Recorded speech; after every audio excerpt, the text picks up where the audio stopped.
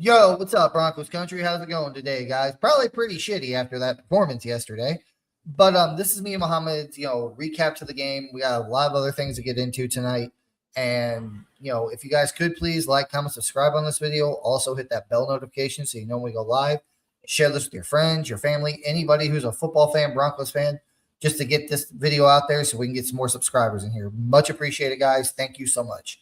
So, Mohammed, yesterday, the Denver Broncos fell at home, their first home loss since October of last year.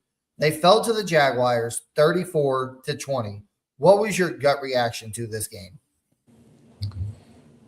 Honestly, Eddie, I was surprised about how I felt about it. It didn't really bother me that much. It did not really frustrate me. I thought I would be very frustrated, but I think it's the fact that we already won 12 games. We already secured a spot on the playoffs. Now this game would have helped as far as like the seeding. I know we're gonna talk about that later, but it really didn't. I mean, yeah, I would love to win, but hey, I think we were due to lose a game before we do go to the playoffs and stuff. I was just hoping that a loss is one thing, but I didn't want us to have injuries, and unfortunately, we have a few that I'm sure we'll talk about at some point tonight in the game. There were some positive things. RJ Harvey, oh my God, Eddie, like he's just becoming a freaking star. He just refused to go down. I was just looking at the way he was running. I'm like, what happened? What happened to this kid? I'm really happy about that. The running game. I mean, Sean Payton, of course. Sean Payton was being Sean Payton. Didn't want to continue running the ball. The defense was taking a day off for whatever reason. The tackling, the edges, they couldn't secure the edges. I don't know. And it just seems like they were tired or they didn't care or I don't know, maybe a combination. Maybe they didn't take the Jacksonville Jaguars as serious as they should have. But overall, Eddie, it's not a big deal. It's not really scaring me or anything. I mean, we'll be all right. I'm sure we're gonna bounce back. And it's a short week, so we get to do that real quick. It does make it a little crazy for us as far as like the number one seed and all this stuff. If we had known, it would have made it a little bit easier. But now we just have to win Thursday night, and then all the other scenarios will probably play itself out. I don't know if we're gonna have to play that last game, play the starters or not, but we shall see. Um, I couldn't really say much about the coaches, Eddie. I know you have some words to say. Yeah, we got outcoached, we got outplayed. The Jaguars, they get credit, man. They came ready, they played well, they played better than the Broncos, and they scored more points than we did. I mean, that kid Parker Washington just cooked us, Eddie, all night. ETN, same thing. I don't know what's going on with our defense. It's just not the defense I'm used to. But hopefully that's a wake up call, Eddie. I don't want us to do any stuff like that when we go to the playoffs. For the love of God, we can't do it. This is our year. I keep saying it. But overall, yeah, tough loss. But hey, we're still 12-3. We get to go and beat up on the Chiefs. I know you're gonna enjoy that on Thursday on Christmas. But yeah, like I said, Eddie, the only thing that's bothering me is the injuries that we're gonna talk about at some point. But overall, hey, let's bounce back on Thursday and go Broncos as usual. I give you the mic, Eddie. Go ahead.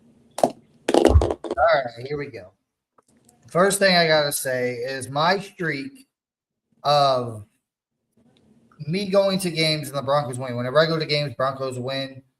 That officially ended this past Sunday. It was depressing. It was sad. I was really ticked off. And it was just a flat out bummer, honestly. But with that said, this game, we just got shellacked. Like it was a beatdown. Like I hate to say it, but it was belt to ass. Like they whooped us.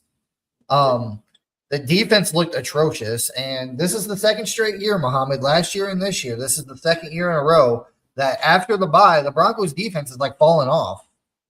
They played great before the bye last year and this year. They played great. After the bye, it's like every week Yep. they were steadily going down, and it's just like yesterday was like. Hopefully that was the worst. Hopefully here the defense has nowhere to go but up now.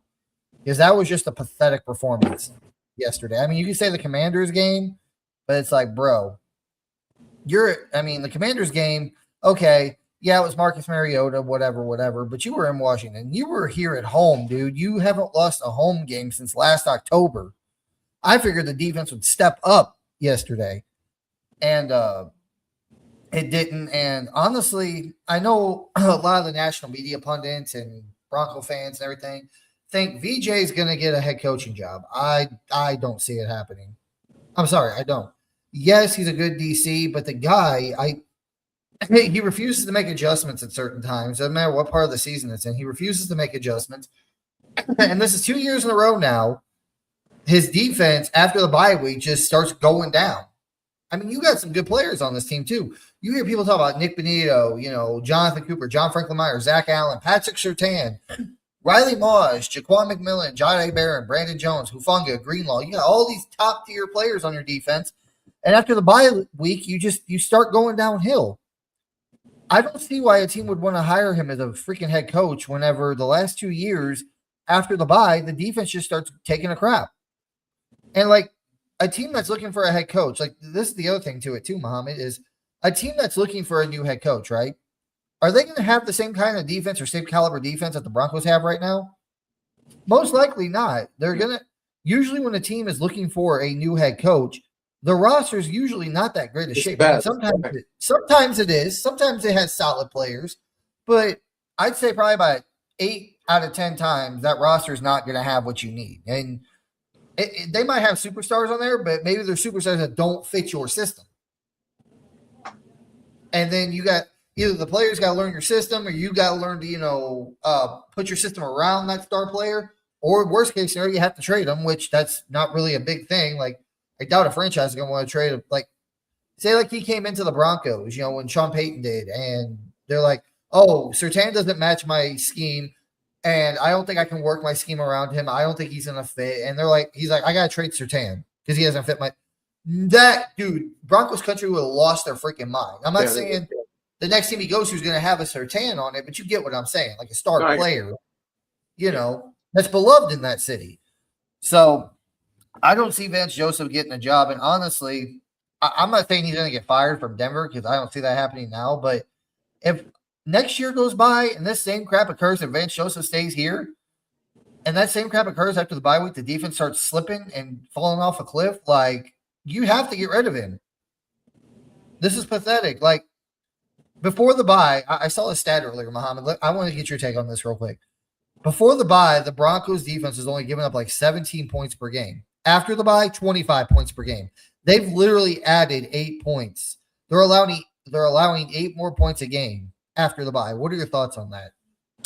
Well, Eddie, I'm gonna actually have a little pushback about what you said. I honestly see what you're saying, Eddie, but I do think that the guy deserves some credit. I mean, yeah, that this game was bad. I mean, I'm not gonna deny that, but we have to look at the whole overall picture, Eddie. I mean, he's been doing good with the defense.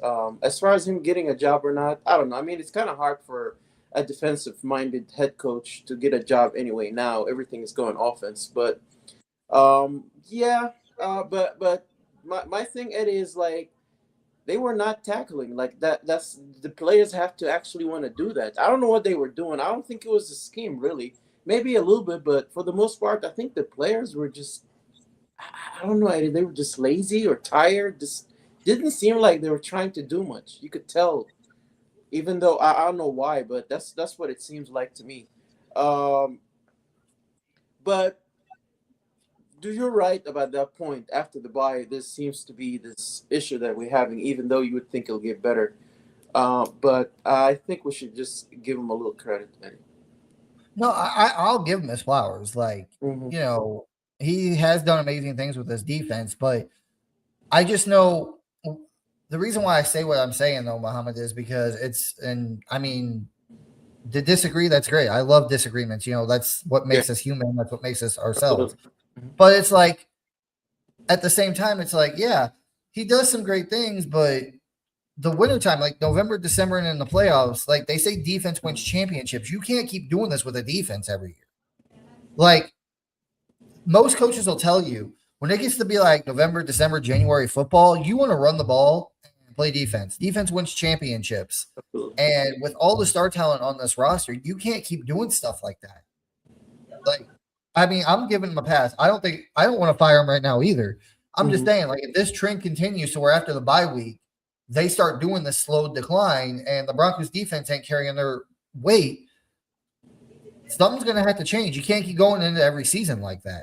Yeah. Thinking, okay, yeah, we're good. You know, we got whatever. We added more players to the defense, and all of a sudden, you know, after the bye week, it's like, yeah, you know, and because I talked about this for years, even when the offense was struggling, like I'm like, dude, Pat Shurmur, you know, Rich Scangarello, Nathaniel Hackett, it's like you got to stop relying on the defense so much. You got to carry your guys' weight too. Both sides got to carry their weight. Like, offense wins football games, but defense wins championships.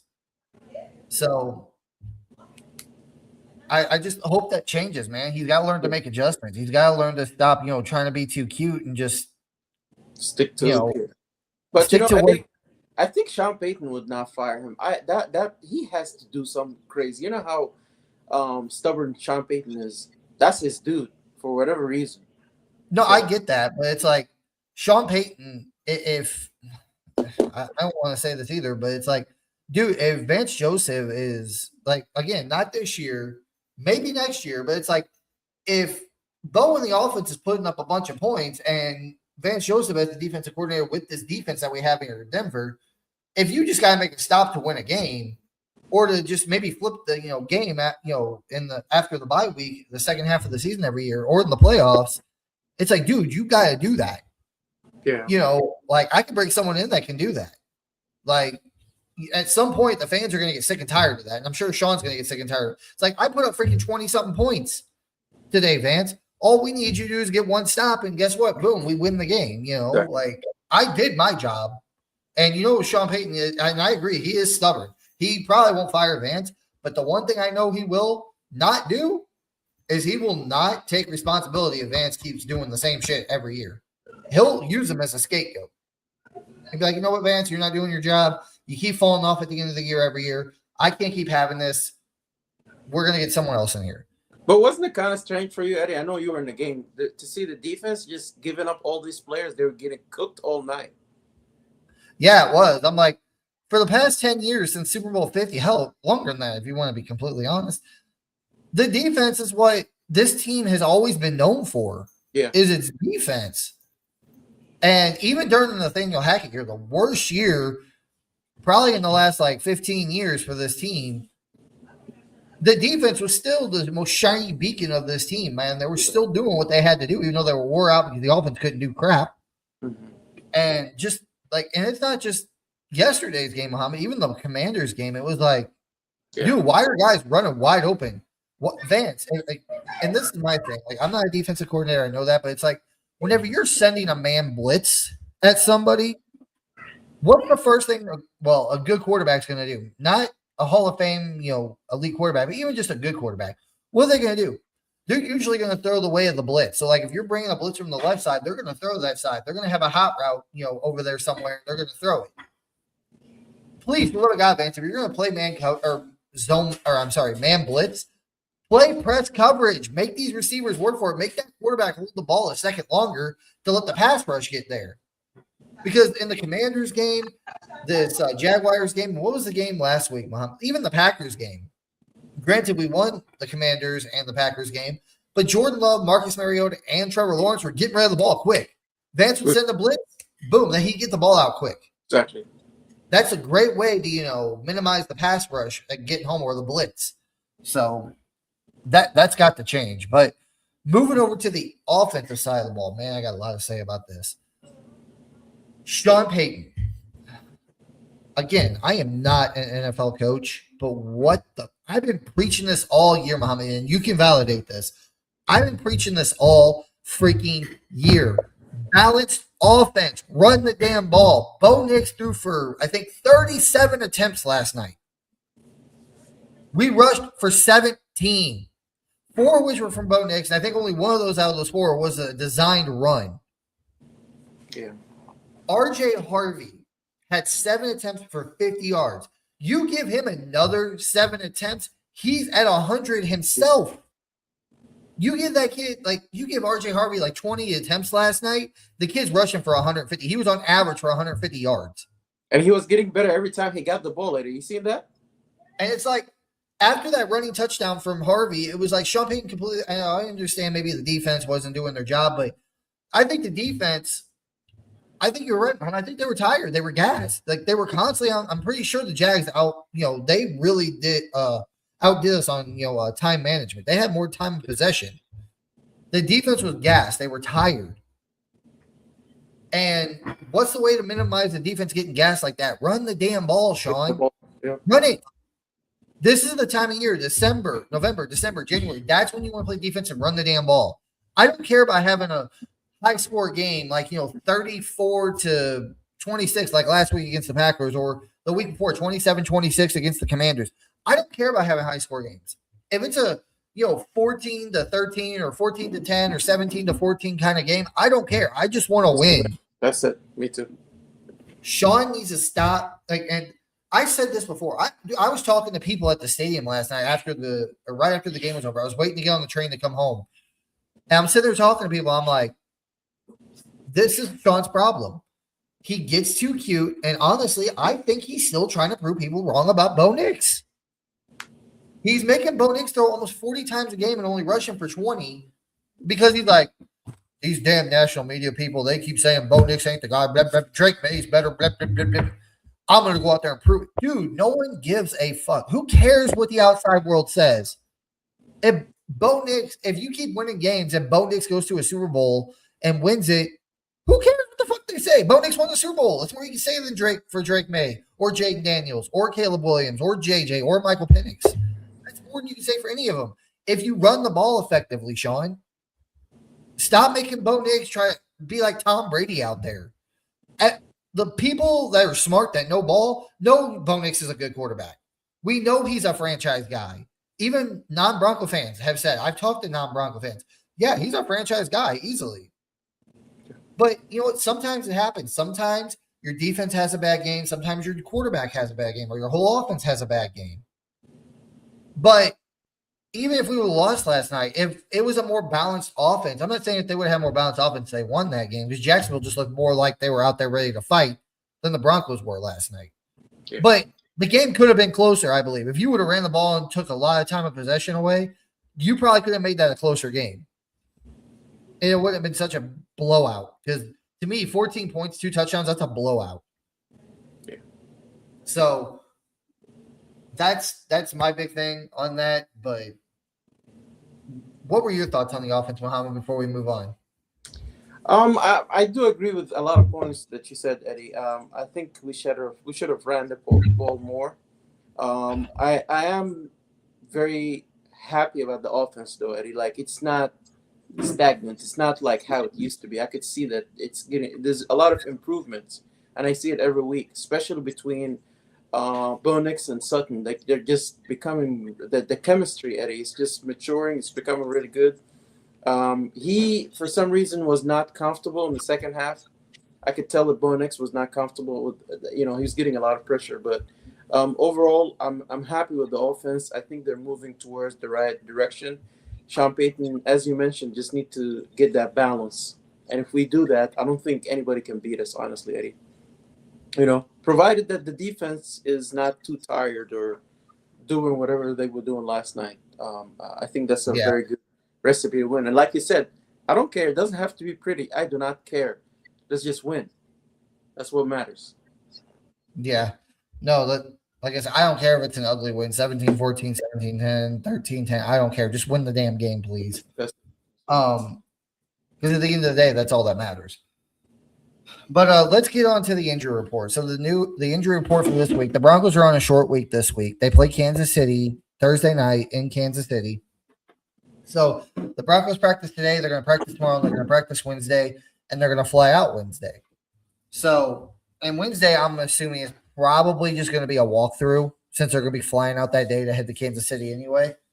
So, but there was a bunch of names on the injury report, but I'm not going to list all the guys that were full today. I'm only going to list the guys that did not practice. So the guys that did not practice was tight end Nate Atkins, center Luke Wattenberg. Now that's a new one. Something it came up as his shoulder. He did not practice game. Hopefully he's ready to go by Thursday night, because I will say this.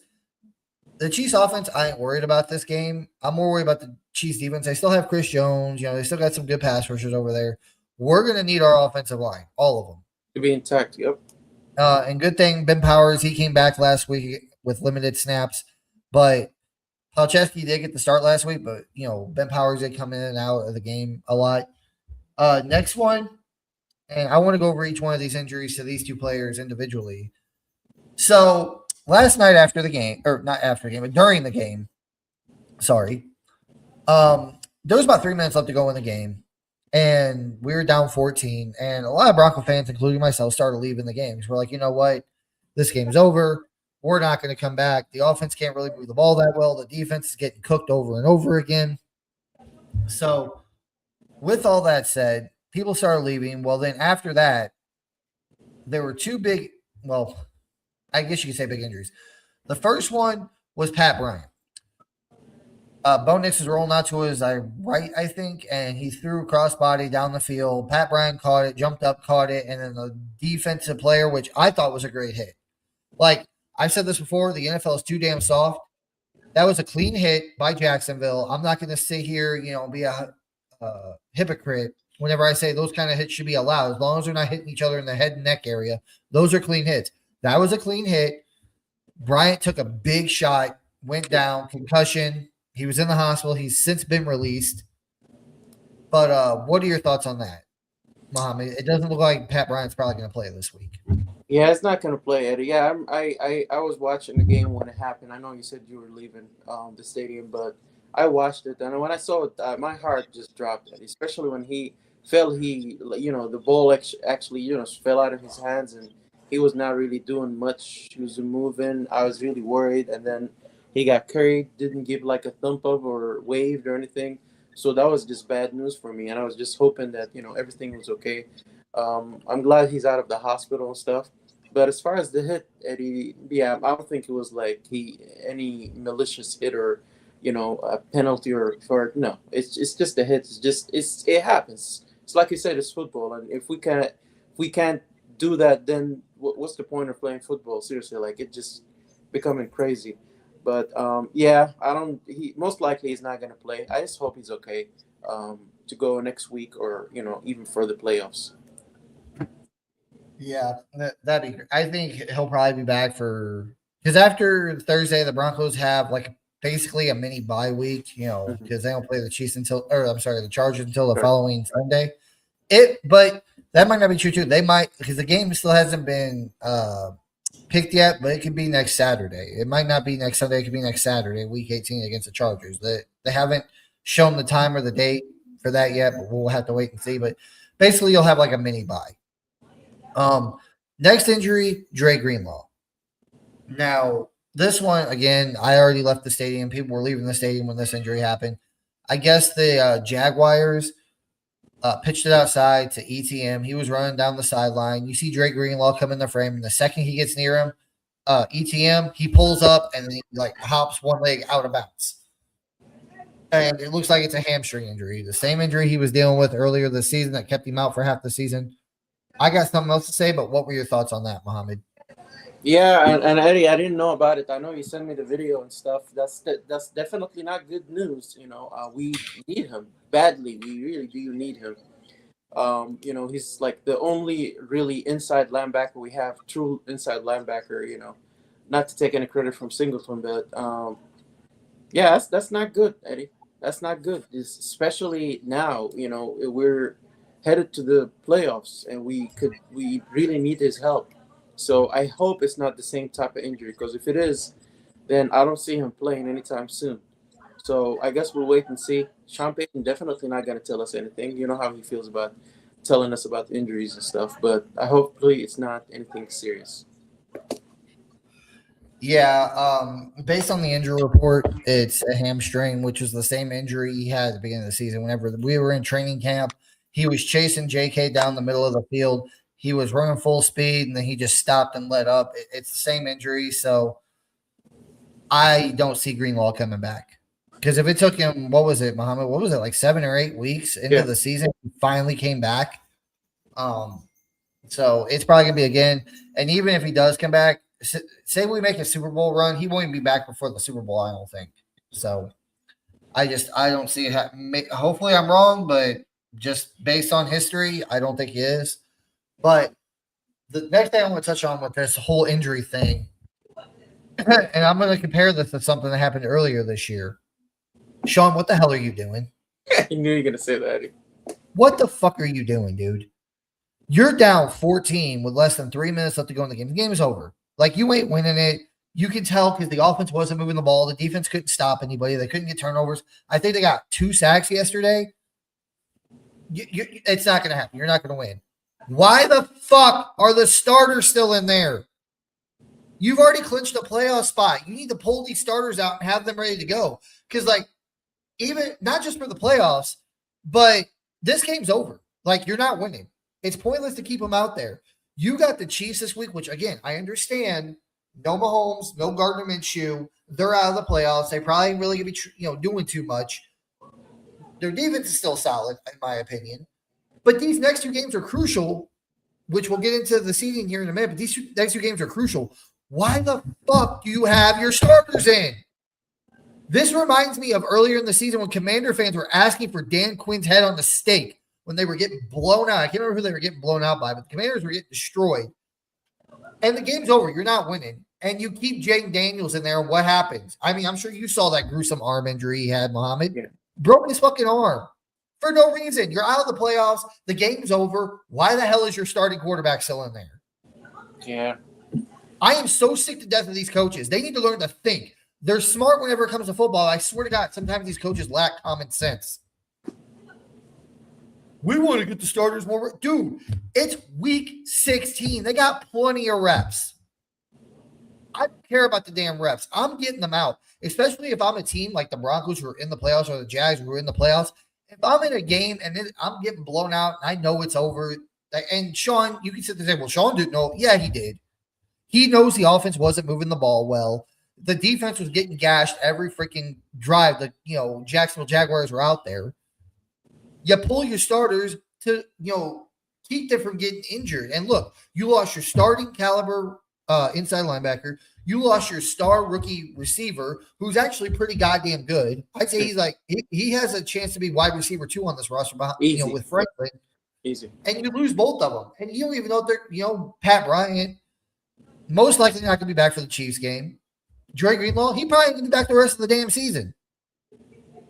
If it's a hamstring injury like it was earlier in the year, the guy missed how many weeks was it, Muhammad? 10, 11 total. Like, there's no way. I do not think Dre Greenlaw is coming back at all. I don't get it. We're going to need him, Eddie. We're going to need him if we're going to go deep in the playoffs. We're going to definitely need him. So these are the kinds of things that drive me nuts. Like, this is where Andy Reid would be like, you know what? My starter, well, I can't really even say Andy Reid because, well, maybe I can, because that game where Mahomes tore his ACL, they were still in it. It was only 16-13. I can understand. Keep it. Your season's on the line. Your playoff hopes are on the line. You're only down by 3. Yeah, you keep Mahomes in there and your starters in there to get it, but you're getting blown out 14 with less than 3 minutes, like 2.5 minutes. Get their asses out of the game. You lost. Live to fight another damn day, Sean. That's it. What are you doing? Oh, my God. That drives me so freaking nuts, dude. And now we're going to be down Greenlaw and probably Pat Bryant for the next 2 weeks. Pat Bryant's the only one out of those 2 I think can come back, but he probably ain't going to be back until the playoffs. I hope he comes back. But, yeah. I mean, Greenlaw, it's possible he comes back, but, again, I'm going off history. What happened earlier this season, I don't see Dre Greenlaw coming back. Especially those non-contact injuries, Eddie. They always scare me because you never know. Well, hamstring injuries, they usually linger a long time. Yeah. So. But I just had to throw that out there. It really ticked me off that those guys were still out there. What happened?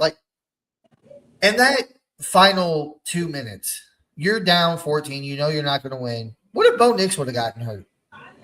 Oh, man. What if PS2 would have got hurt? Yeah. It's not worth it. Harvey, Sutton, an offensive lineman. What if one of your top players got hurt and you lost them either for a good chunk of time or the remainder all the way through the Super Bowl? People would be crucified. And like again, if it was Bo Nix, like if you had Bo Nix out there and he would have got hurt, regardless of what it was, turf toe, ACL, God forbid, or Achilles, hamstring, maybe a broken arm, broken finger, concussion, anything.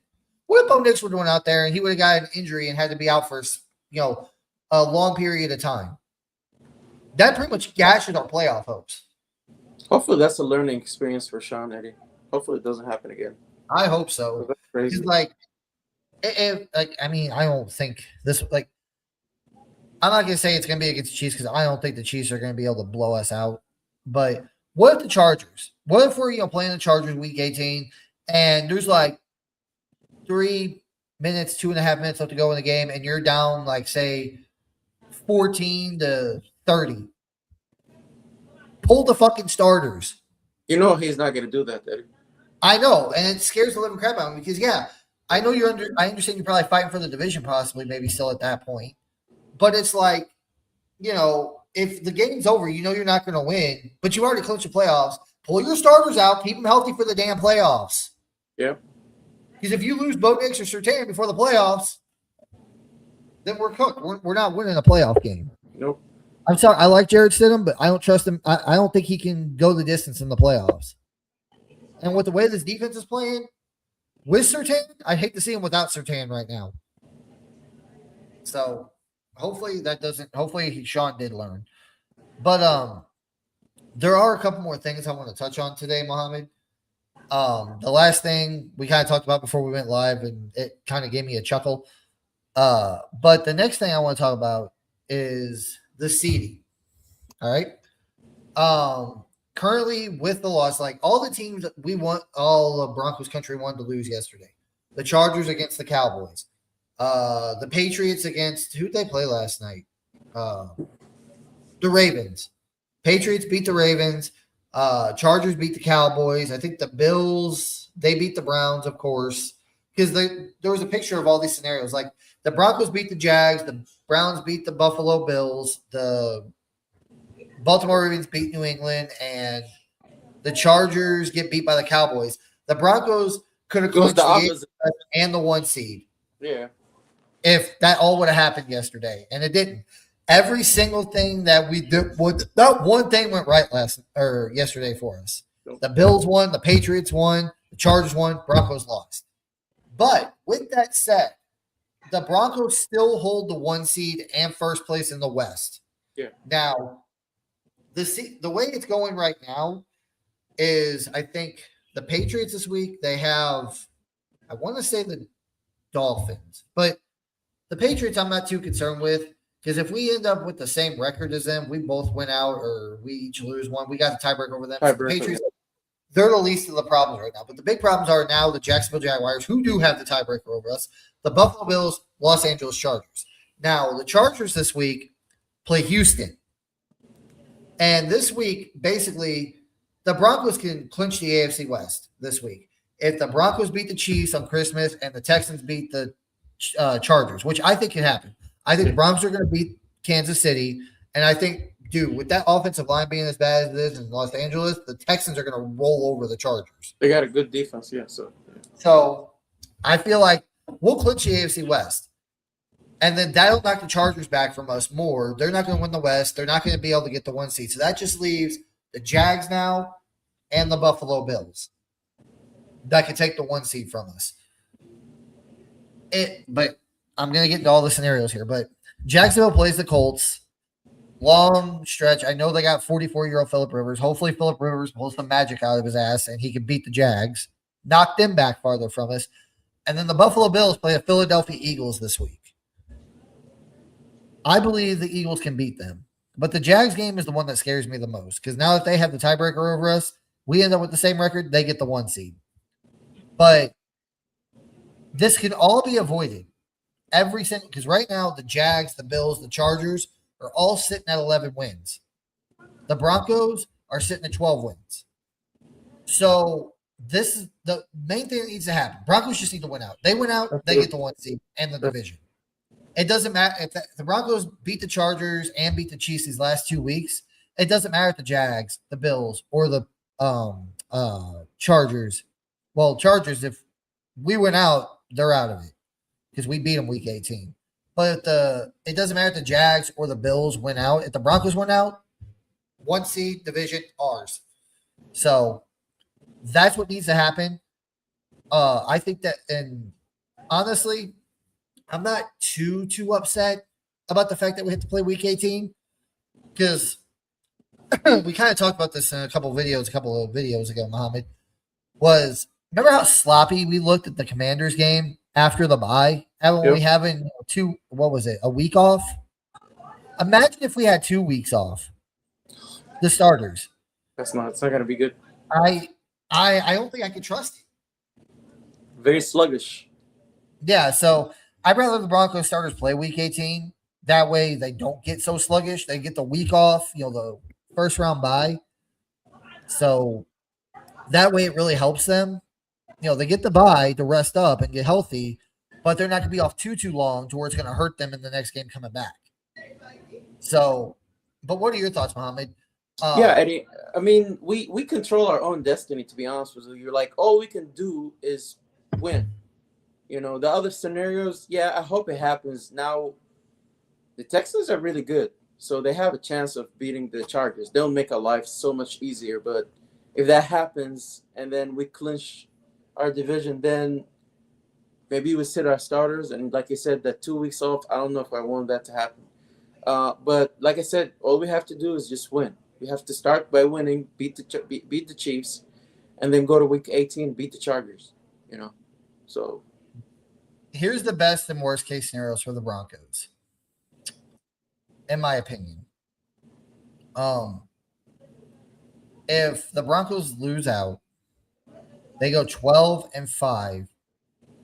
They're going to be the 3 seed because Pittsburgh's not catching us, and Baltimore lost last night, so they're not catching us either. So worst case scenario, we're the 3 seed. Actually, it all depends on this Chargers game this weekend. Because, if the Chargers win out, we lose out, then we can get knocked down to the wild card. Because the Chargers would take the division in that scenario. So, worst case scenario, we're probably going to be the 5 seed. That's if everything breaks wrong. The Chargers went out, we lose out. Buffalo Bills went out, Jacksonville wins. If we basically have to lose out for the Chargers to even get the division. We had to lose to the Chiefs and the Chargers for them to get the division. As long as we win one of those games, we take the division. Yeah. So 5 seed, worst case scenario, best seed, one seed. Best case scenario, 1 seed. And that's if again, we can clinch the AFC West this week. And if the Chargers lose, we win this week. Very lowest we're going to go is 3. When do they play? Saturday or Sunday? Sunday, right? The Chargers and Texans, they play Saturday. Saturday. Oh, okay. So I'm going to be glued to the TV watching that game, rooting for the Texans. I'm going to be rooting for the Colts, and I'm going to be rooting for the Eagles. Yeah. But again, this all can be avoided. The Broncos, if they win this week against Kansas City, all they got to do is come home, handle their business against the Chargers, beat them. None of these other scenarios matter. If the Broncos can just win these last 2 games, they lock up if they win this week, the Chargers lose. That's it. It doesn't matter. At least we'll know at that point after this weekend, the Broncos will have the AFC West locked up. But I'll say something, Eddie. If we do somehow lose to the Chiefs on Thursday, we shouldn't even be going to the playoffs. That's just crazy. They don't have Mahomes. Come on, there's no way, man. I don't see it. I mean, any given Sunday, like you said, but come on, that should be an easy win. Yeah. The Broncos win this week, Chargers lose. The lowest we're going to be is a 30 seed. This weekend's big. We have to win, and the Chargers have to lose. Now, if the Chargers win and we win, the Chargers will be 13-3, and the Chargers, I believe, will be 12-2. Yeah, 12-2. So if both the Chargers and Broncos win this weekend, Mohammed, that Week 18 game is going to decide the division. We'll probably, like if we win against the Chiefs, the Chargers win. Like, depending on what happens with the Bills and the Jags, that Week 18 game will literally decide practically everything for us. Eddie, I honestly kind of like that idea better. That's gonna be cool. Because if you lose that game, if the Chargers and Broncos both win this week, and they go into Week 18, have to face each other. Basically, if the Broncos win, they lock up everything. The AFC West, the 1 seed. But if the Chargers win Week 18, they take over the division, and we drop to 5. Yep, that's worst case scenario. That's worst case scenario. That means, the Broncos basically have to win out. Unless the Chargers lose. Like I said, that's if the Chargers, the Chargers win out and we go 1-1. That's worst case scenario. Best case scenario, we just win out, we win everything. So, but that's that thoughts on that. But the one thing I didn't touch on, Muhammad, that I wanted to touch on, I wanted to kind of get your thoughts on this a little bit. Sean Payton and this offense looked like Bo Nix has looked good all year. Like, maybe at the beginning of the season you could say he kind of started off sluggish, but man, Bo has come a long way, and I'm sick to death of listening to these reporters and national media people say that Drake May is better. Oh, well, Drake May won this week, and he beat the Baltimore Ravens. Yeah, well, he just lost to Josh Allen and the Buffalo Bills last week. Guess what? He lost to them. We beat the Packers last week, and we lost to a Jags team. So basically, we're even. Bo Nix still has the better record. We could actually, I don't know, beat the fucking Raiders. But what are your thoughts on the national media on this, Muhammad, between Drake May and Bo Nix? Honestly, Eddie, I don't even pay attention to them anymore because nothing they say about the Broncos makes sense to me. It's just hate for no reason. They just be hating on the Broncos, Then the information or the data is in front of them, and they still just come up with all these reasons why to say something negative about Sean Payton or the Broncos or Denver in general. So I'm not surprised, honestly. I don't get it. It's right there. You could see the record. You could see the guys, the plays, the throws that he's making. But you're going to still say that. But it doesn't matter because I think we're going to the Super Bowl. Yeah, because Bo Mahomes, what the hell is wrong with me? But no, that pick that Bo Nix threw last night, people were crucifying him for it. It's like, dude, who cares? He threw for 300-something yards again.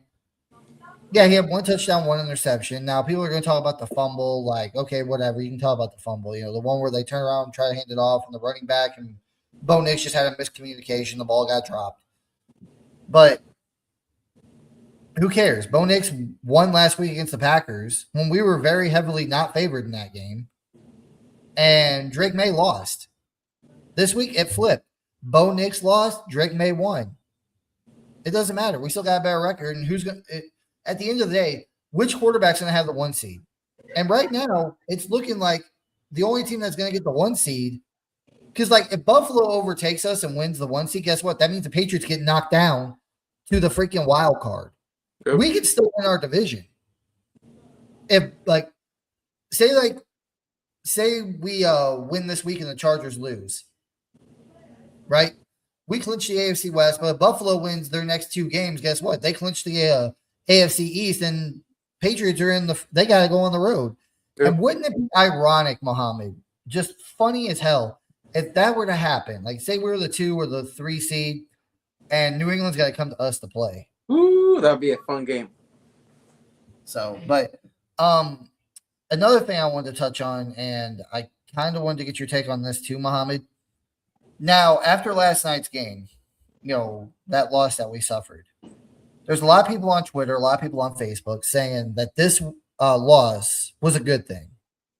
Do you believe that? I would say that, Eddie, because if we keep winning and we get all the way to the playoffs without losing, we would now know what that would taste like. We would know what that means. We'd just be like smelling ourselves a little bit. So maybe it is a good thing for us. To like a sort of like a wake up call for the Broncos, I would say. I believe it was good. Like, of course, yeah, I always want the Broncos to win. I'm not rooting for a loss, but a loss can happen at any time in the NFL. And honestly, Sean Payton said it himself. You learn more about yourself after a loss than you do a win.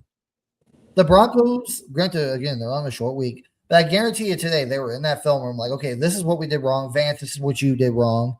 This is what I did wrong. Offense is what we did wrong. Defense is what we did wrong. Special teams is what we did wrong. And you can correct that. But if you're winning, you're not going to be able to look back and be like, okay, well, we fucked up on this or we fucked up on that, so we're good. We'll just keep going the way we're going. I think it's a good thing because now you can take a step back. You're a little bit humbled now. It sucks losing a game at home whenever you finally that win streak at home cuts off. Your 11 game win streak cuts off. But I think it's a good thing. It humbles you. It forces you to take a step back and be like, all right, where did we not execute? What were some things we could do better, and what's some things that we need to eliminate? Now the Broncos can go into this week against Kansas City against, honestly, a bad Chiefs team without Mahomes, without Gardner Minshew, who's out of the playoffs. This is your get-right game before Week 18 where you're probably, maybe, possibly still, well, for sure you're going to be fighting for the 1 seed, but maybe possibly even fighting for the division. You can take this Kansas City Chiefs game and use it as like a bump on the road. Like, okay, this is our get-right game. Let's fix the issues that we had against Jacksonville Jaguars, fix those issues, get them right here in this game, and then we walk into Week 18 at home after a mini bye with everything on the line. Like, all right, this is what we're going to do. We got this. We got this solid game plan. The Chargers are not walking in here and beating us today. I think it's good because, again, like you said, Mohammed, you just keep winning. You get to the playoffs. You think anything's going to work. Anything you do, you can't do no wrong until it happens. It's hard. It's hard in the playoffs, Eddie. It's no joke. So I'm happy that they got this loss. I think it humbles them a little bit. They have to step back, reflect, figure out the things they did wrong and correct those issues before the playoffs start. Hell, before Week 18 gets here. Because Week 18, again, I think the Houston Texans are going to win this week against the Chargers, but say they don't, that makes Week 18 that much more important to where the division and everything is on the line. Yep. So, but the last thing I want to touch on before we get into our comments here, Mohammed, and we get out of here for the night, is news broke today, guys, that the Kansas City Chiefs, they're moving to Kansas. Now people are gonna. Some people might say, well, Eddie, they're the Kansas City Chiefs, aren't they already in Kansas? No, they're in Missouri. The Kansas City Chiefs, yes, they're in Kansas City, but they're on the Missouri side. Trust me, I know this. I grew up in Missouri. I know these things. My family are Chief fans. My friends are Chief fans back home. But the Chiefs right now are currently in Missouri. They're talking about moving them over to the Kansas side of Kansas City. But I don't think it's going to be in Kansas City on the Kansas side. Some of the reports I've seen, now I'm not saying these are 100% accurate. I'm just going off what I've read, is that they're thinking about moving the Kansas City Chiefs to Topeka, Kansas. Topeka Chiefs. That's all I got to say. Take it, Mohammed. I mean, Eddie, like when the news broke, I got the NFL notification. I saw that. I was laughing and I sent it to you because I know you're gonna get a kick out of it. But that would be funny, man, because the name is very corny, right? Can you imagine? Anything that happens to the Chiefs, I'm anything like that happens to them will make me happy. And I mean, first they're declining, their quarterback goes down. I'm not laughing about that, but I mean, come on, If that happens, Mohammed, I can't wait because you can't. I'm sorry. People are going to say, well, they're not going to call them the Topeka Chiefs. How are you going to call them the Kansas City Chiefs if they're not in Kansas City? That's like saying calling the Denver Broncos still if they're playing out of the Springs, like they're their stadium and they're playing they're located in the Colorado Springs. Your 2026 Denver Broncos. We're in Colorado Springs now. they're not in the city of Denver anymore. I mean, even if they don't, Eddie, They're gonna be the all Denver, Colorado Springs Broncos. I know all our fans will start calling them that. But I think they would have to change your. It's you're moving cities. Yeah. Yes, you're still in Kansas, but you're not in Kansas City. You're in Topeka, Kansas. Topeka. Like they would have to change their name, in my opinion. Maybe I'm wrong, but I can imagine if they were to change their name, that first home game, I want to tune into to hear the announcer say, "Your 2032 Topeka Chiefs." Hey, that would not surprise me, Eddie. Dude, I will be on the ground in laughter, tears rolling. Such hard belly laughs, my belly is going to hurt if that happens. You know, Eddie, like the team in my area, the Commanders, when used to be called the Redskins, right? So yes, when they changed the name, I used to make fun of them. Like I'm like the Commanders, like what? And it was really corny, but I can understand. We kind of got used to it now. I can understand that because at least they were still in Washington. Yeah. But that'd be like them, saying, "Hey, we're still going to be like." Moving. It's kind of hard to say because the Chiefs are going to stay in the same state. Like the Oakland or the Raiders, they were in Oakland, and they moved from California to Las Vegas or to Nevada. So you can't call yourself the Oakland Raiders if you move across state lines. I mean, yeah, in this case they are moving across state lines, but the thing is Kansas City, like half of it's in Missouri, half of it's in Kansas, but it's still the city of Kansas City. Mm-hmm. You can't move from Washington and move to say, I'm just trying to say St. Louis, for instance. You can't sit there and still call yourself the Washington Commanders if you're in St. Louis. Yeah, you have to change the city. That'd be like the Rams being like, yeah, we're moving from St. Louis to Los Angeles, but we're still the St. Louis Rams, but we're in Los Angeles. That's crazy. It might be the same state, but it's a different city. You would have to change, like you would have to call yourself like, I'm trying to think. Is there any teams named after a state, Mohammed? Tennessee Titans. Tennessee Titans, yeah. You would have to call yourself like the Kansas Chiefs, not Kansas City because you're not in the city no more. The Kansas Chiefs. I mean, I would stick to that because at least it would sound better. Because like the Tennessee Titans, they're out of Tennessee, but they're in Nashville. They're not called the Nashville Titans. I like Topeka better, Eddie. I'm just dude. It's gonna be fucking wild to watch that. I can't wait. And with that said, and dude, this is why I'm so happy to be a Broncos fan now, especially with our new owners. Our owners are so rich that the reason why this is happening for the Chiefs, Mohammed, is because a couple years ago, I got family that live up by Kansas City or in Kansas City. And I was talking to them about it, and they were talking like this is a few years ago before like this whole news cycle went, public about the Chiefs were, they might be moving out of Kansas City. This is before everybody knew about it. My family knew about it because they proposed a bill in Kansas City, wanting to up taxes because they wanted the population of Kansas City to help the Hunt family that owned the Chiefs pay for half of the new stadium. They put taxes on the ballots out there, and people had to vote on it. Well, people in Kansas City said, nope, we don't want to do that. We're not doing it. Yeah, they're not doing that. And the Hunt family's like, fine, we'll just move the team. But how does that work, though, Mohammed? Because any other time, when you have a team, like anybody, whether if it's, I'm trying to think, the Rams, the Raiders, like those teams were only allowed to move if their ticket sales were terrible. They didn't have great attendance. They couldn't sell merch. They didn't have a lot of fans at their games, stuff like that. All the other NFL owners have to vote on it. Like, okay, well, yeah, you're in this city. You're not really getting a whole lot of, revenue for whatever reason, ticket sales, merch, whatever. People ain't coming to your games. You are allowed to move. And the owners are having to vote on that. The owner just can't be like, hey, I'm just going to pack up and leave. It has to be voted on.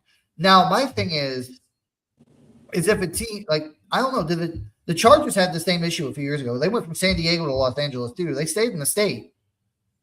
Yep. But again, they're moving from the Missouri side to the Kansas side. So they are jumping state lines. They're going to a different state. But they're not going to the same city, it seems like. They might be going to Topeka, which is a different city. It's in Kansas. It's on the other side. Like, I don't know how all that works. Like, are the Chiefs allowed to do this? Like, They can, yeah. Or can the Chiefs just like, you know what? We're still going to be in Kansas. We're called the Kansas City Chiefs. We're still going to be in Kansas, but we're just going to go to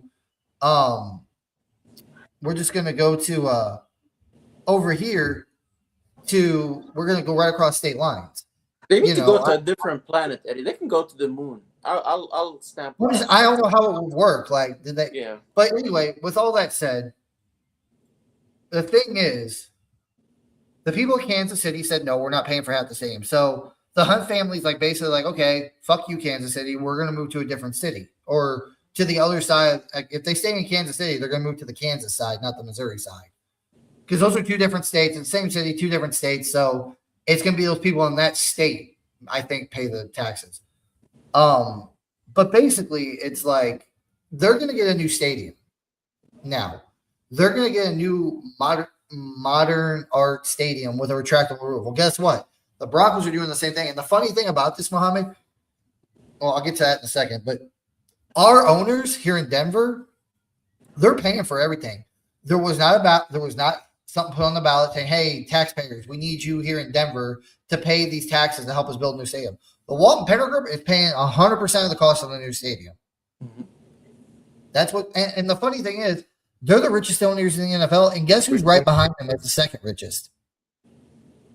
The Hunt family, the people that own the Chiefs. Really? Yeah. The Chiefs are the second richest owners in the NFL behind I did not know that. Okay. The Walton Penner Group's worth $77 billion. I think the Walton Penner Group, the Hunt family is worth, I want to say it's like 26 billion. So they can probably afford it. They just don't want to. But the funny thing about this whole thing is, Mohammed, is both teams are going to get a stadium with a retractable roof, and they're both going to be building these new stadiums. I think they both open up in 2031. So both teams, the Chiefs and the Broncos, are getting new stadiums, retractable roofs, and they're going to both open the same season in 2031, I believe. What are your thoughts on this? That's going to be crazy, Eddie. I know that I saw that. I don't know about the Chiefs, but I saw what the stadium's supposed to be looking like with the Broncos. It's going to be crazy. It's going to be like a sports center, I believe. So we can do Super Bowls, we could do the draft, all that fun stuff. So the Chiefs want to be the Broncos so fucking bad, bro. Yeah, they don't know what to do. They got the money for sure. I'm loving it, dude. But let's get to comments here so we can get out of here for tonight, Mohammed. We're almost at an hour. Wow, I'm surprised. Michael came in early, dude. He came in before we even went live, bro. Michael, thank you, bro. Really appreciate your comments. You're a diehard supporter of this channel, and we really appreciate it. Thank you, Michael. He comes in and says the Broncos lost to the Jacksonville Jaguars is a good thing for the Broncos to learn from their mistakes with drop passes and missed tackles. We kind of touch on it. We agree with you, the missed tackles, drop passes. But I also think this is like, a good learning experience for the coaches too. Like Sean needs to learn to stick to the running of the ball. Stop making Bo Nix throw 40-something times a damn game. And Vince Joseph, start making some adjustments, man. Learn your defense and stop falling off the face of the cliff, the second half of the season. So I agree with you, Michael. I think the loss is good because it's going to make them reflect and hopefully be better this week and going forward. Got another one here from Michael. He's like, good afternoon, Ed Muhammad on Rocky Mountain Blitz. Go, Bo Broncos. Thank you, Michael. Really appreciate that, bro. Let's see. Got one more here from Michael. He's like, Houston Texans almost lost to the Vegas. Yeah, they did, but I ain't worried about it. Like, dude, oh my God. That Chargers offensive line's in shambles. That Houston Texans D front is going to eat this Saturday. Justin Herbert's either going to be running for his life. Amari and Hampton ain't going to go fucking nowhere. Like, the second that ball snap, they're going to be in the backfield. Justin Herbert's going to be looking for a receiver and either getting taken out or trying to run and getting taken down. And Amari and Hampton's not going to have any lanes to run through. I'm sorry.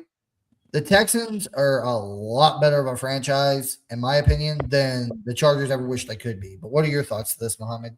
Absolutely. I mean, they have an elite defense, and the Chargers' main problem is their O line. They're just you know dealing with a lot of injuries, Eddie. So, like you said, you better get rid of that ball quickly if you're trying to do Well, anything. that's the thing too. A lot of people will touch on that too, say that Houston doesn't have a very good O line. I agree, they don't. But CJ Stroud, every week since he's came back, has been getting better and better and better. And honestly, if I wasn't even a Broncos fan, like I could be a fucking just average football fan, just likes to watch football. I don't have a favorite team, or I could be a team that's not even in the AFC. I could be a Packers fan right now.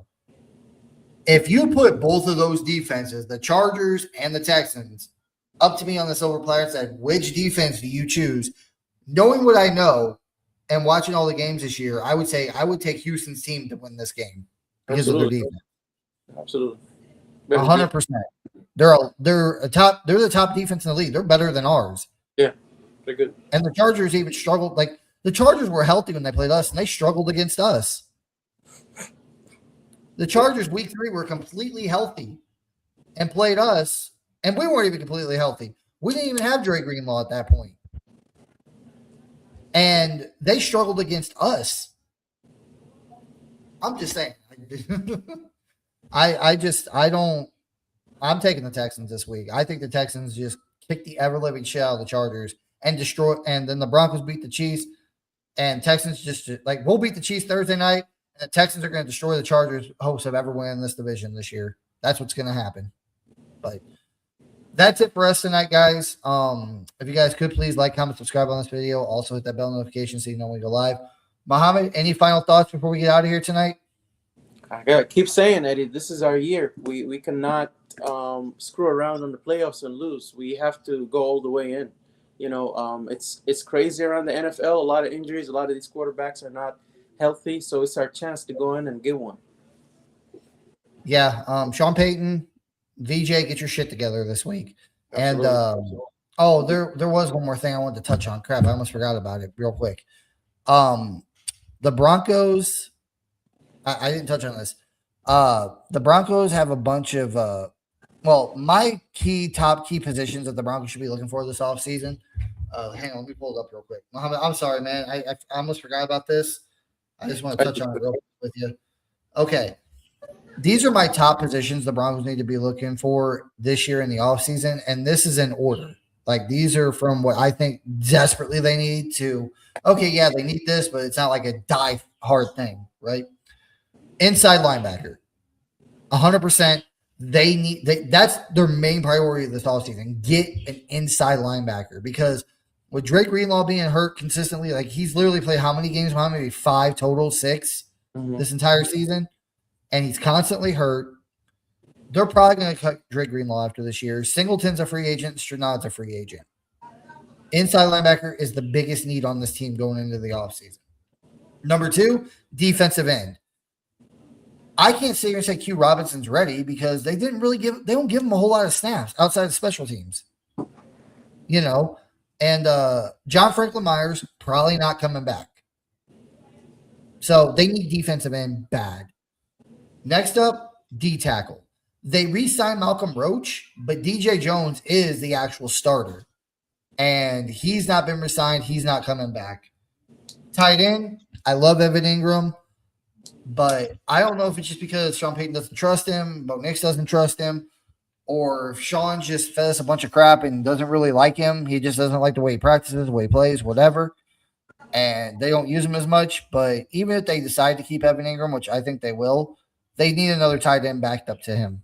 They need, we lost Evan Ingram, for a stretch there. Granted, we didn't use him a whole lot, but it was still nice even to have him as a decoy on the field, to know that we have that tight end that can catch passes. So I'd say tight end is next, get.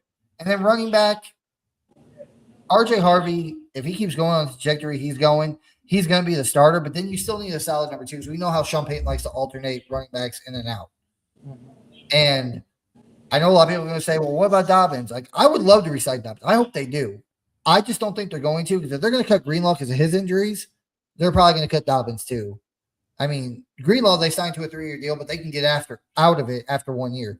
Dobbins, they only signed to a 1-year deal, so they're not going to lose anything if they just let him walk. But what are your thoughts on this, Mohammed? Yeah, I would just make one adjustment, Eddie. To me, I think tight end should be 2 or 3. I think that's a big deal for our offense. I don't think that's actually been kind of fair to Bo Nix that he doesn't really have a tight end that, like a number one tight end that he can really use. So I hope they could do that through free agency or go to the draft, whatever they need to, or trade for one if a good one is available. That would definitely help Bo Nix a lot. But everything else is, yeah. Yeah. All right. Well, that's it for us tonight, guys. We appreciate you guys sticking around and watching, but we'll be back next week or maybe this weekend because the Broncos play on Thursday night. Me and Muhammad will talk and see what time, what day we're going to go live after the Chiefs game. But Muhammad, been great talking with you again, man. I had a lot of fun, got through a lot of good topics tonight. And Broncos, beat the shit out of the Chiefs this week and keep your, Yeah, please, and win the please. AFC West. That's all we're asking for. Yep, absolutely. Absolutely. But we will talk to you guys next week. Peace.